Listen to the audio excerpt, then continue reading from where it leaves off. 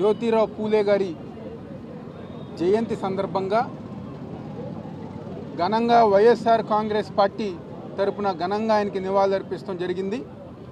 ఈ కార్యక్రమంలో పెద్దలు మాజీ మంత్రివర్యులు జోగి రమేష్ గారు, అదేవిధంగా పెద్దలు మాజీ మంత్రివర్యులు వెల్లంపల్లి శ్రీనివాసరావు గారు, పెద్దలు మాజీ శాసనసభ్యులు మల్లారి విష్ణు గారు, మాజీ మేయర్ రాయన భాగ్యలక్ష్మి గారు, ఆసిఫ్ గారు, అదేవిధంగా జిల్లా బీసీసీఎల్ అధ్యక్షులు శ్రీను గారు, మిగిలిన వైఎస్ఆర్ కాంగ్రెస్ పార్టీ ముఖ్యులు, పెద్దలు, నాయకులు, కార్యకర్తలు అందరూ గారు పాల్గొని ఆయనకి ఘనంగా నివాళులర్పించింది.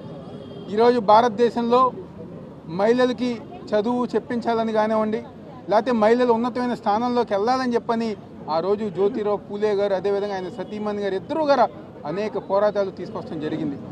ఆ రోజు వాళ్ళు చేసిన పోరాటాలకు అనుగుణంగా ఈరోజు భారతదేశంలో మరీ ముఖ్యంగా బలహీన వర్గాల ప్రజానికం ఈరోజు ముందుకు వెళ్తున్నారంటే ఆ రోజు పూలే గారి చేసిన త్యాగం కానివ్వండి, ఆయన ముందుకు తీసుకెళ్లిన సంస్కరణలు కానీ కారణం. అదేవిధంగా ఈరోజు జగన్మోహన్ రెడ్డి గారు గత 5 సంవత్సరాలు వైఎస్ఆర్ కాంగ్రెస్ పార్టీ అధికారంలో ఉన్నప్పుడు పూలే గారి ఆశయాలకు అనుగుణంగా పనిచేసిన నాయకులు ఎవరు ఉన్నారంటే అది కేవలం మా నాయకుడు వైఎస్ జగన్మోహన్ రెడ్డి గారు. ఏ విధంగా అయితే పూలే గారి ఆశయాలు అందరూ చదువుకోవాలి, అందరికీ ఉన్నతమైన స్థానం కావాలని చెప్పని కోరుకున్నారో దానికి అనుగుణంగా జగన్మోహన్ రెడ్డి గారు పనిచేసుకుంటూ ముందుకు వెళ్తాం గారు జరిగింది. ఈ దేశంలో అంబేద్కర్ గారు కానివ్వండి, పూలే గారు కానివ్వండి, బాబు జగజ్జీరావు గారు ఆశయాలు ముందుకు తీసుకెళ్లిన నాయకులు ఉన్నారంటే అది మా నాయకుడు వైఎస్ జగన్మోహన్ రెడ్డి గారే. తప్పకుండా ఆయన నాయకత్వంలో పూలే గారు ఒక ఆశయ సాధన కోసం మేమందరం గారు ముందుకు వెళ్తాం, కృషి చేస్తాం అందరూ చెప్తూ సెలవు తీసుకుంటున్నాం.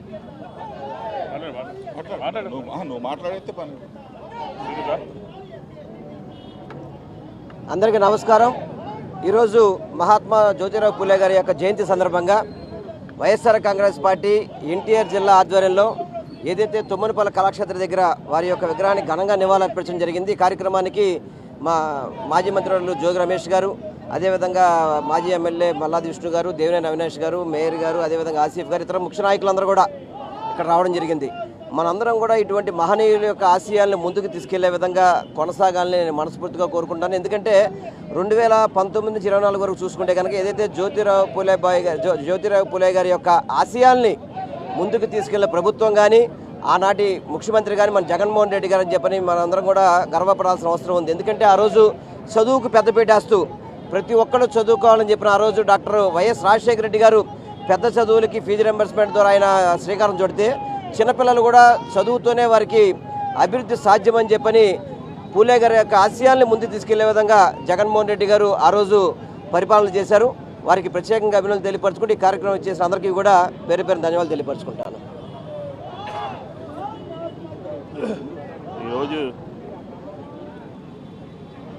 జ్యోతిరావు పూలే గారి కార్యక్రమంలో పెద్దలు మాజీ మంత్రివర్యులు రమేష్ గారు, వెల్లంపల్లి శ్రీనివాస్ గారు, జిల్లా అధ్యక్షులు అవినాష్ గారు, మేయర్ గారు, ఆసిఫ్ గారు, ఇతర వైఎస్ఆర్ కాంగ్రెస్ పార్టీ సంబంధించినటువంటి యావత్ యంత్రాంగం అంతా కూడా ఈరోజు ఆయనకి ఘనమైనటువంటి నివాళులు అర్పించడం జరిగింది. బడుగు బలహీన వర్గాలకి సముచిత స్థానం కావాలి, అందరూ విద్యను అభ్యసించాలి అని అనేక సంస్కరణలకి మూల పురుషుడు జ్యోతిరావు పూలే గారు. ఆయన లక్ష్యాలు కానీ, ఆయన సిద్ధాంతాలు కానీ, అటు రాజశేఖర రెడ్డి గారు కానీ, ఇటు జగన్మోహన్ రెడ్డి గారు కానీ. ఎందుకంటున్నామంటే చంద్రబాబు గారి క్యాబినెట్లో 8 మంది బీసీలు ఉంటే వైఎస్ జగన్మోహన్ రెడ్డి గారి క్యాబినెట్లో 11 మంది బీసీలు ఉన్నారు. అలాగే రాజ్యసభ సంబంధించినటువంటి సీట్ల కేటాయింపులో కూడా 4 బీసీలకి రాజ్యసభ ఇచ్చినటువంటి చరిత్ర వైఎస్ఆర్ కాంగ్రెస్ పార్టీ.